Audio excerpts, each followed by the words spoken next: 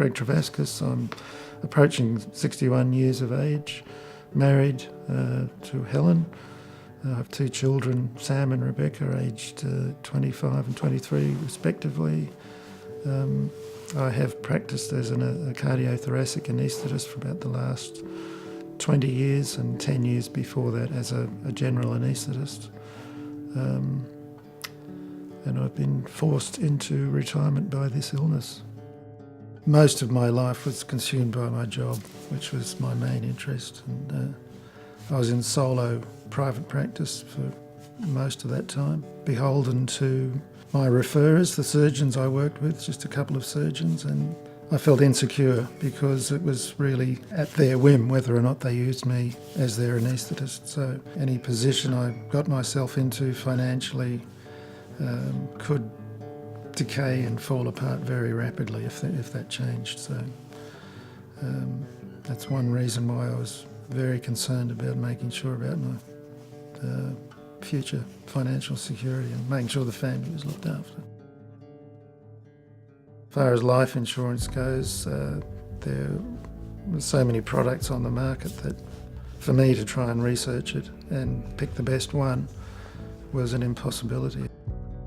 I've known Andrew for longer than I can remember, and his advice really has been the thing that saved me. I mean, I was trying to minimise my outgoings. You look at this amount of money that goes out each year, you're the same person. It seems like money down the drain. And he was advising me against decreasing it or getting rid of it. We managed to reduce premiums and keep the cover by looking into options such as having a longer waiting period for Greg's income protection. From the perspective of the benefits that were payable, they were still maintained at the levels prior to the premiums being reduced.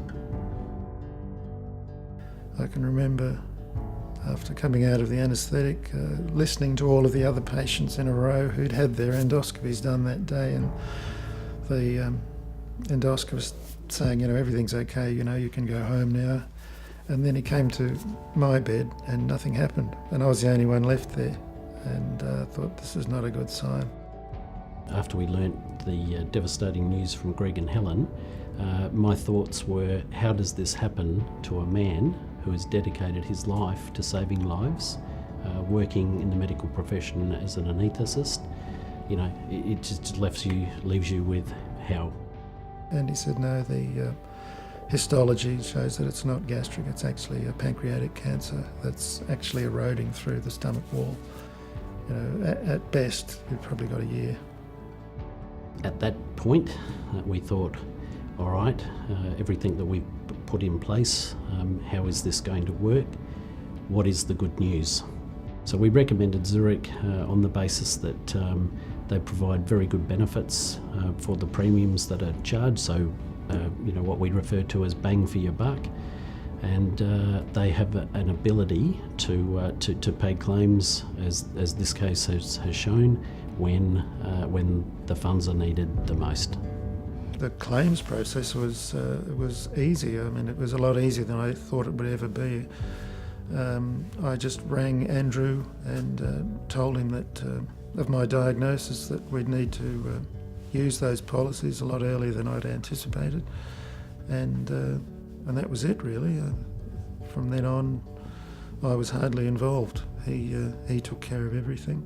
With the assistance of their insurer Zurich, their lifestyle has been able to be maintained from what was first a payment from trauma and also a terminal illness payment from life insurance, and to date income insurance payments which have continued. It's been so easy, and we've been able to live so well because of it, that it's become easy to forget that this is happening. I can only imagine if the cover was not in place as to what the circumstance financially may have looked like. That's the most important thing.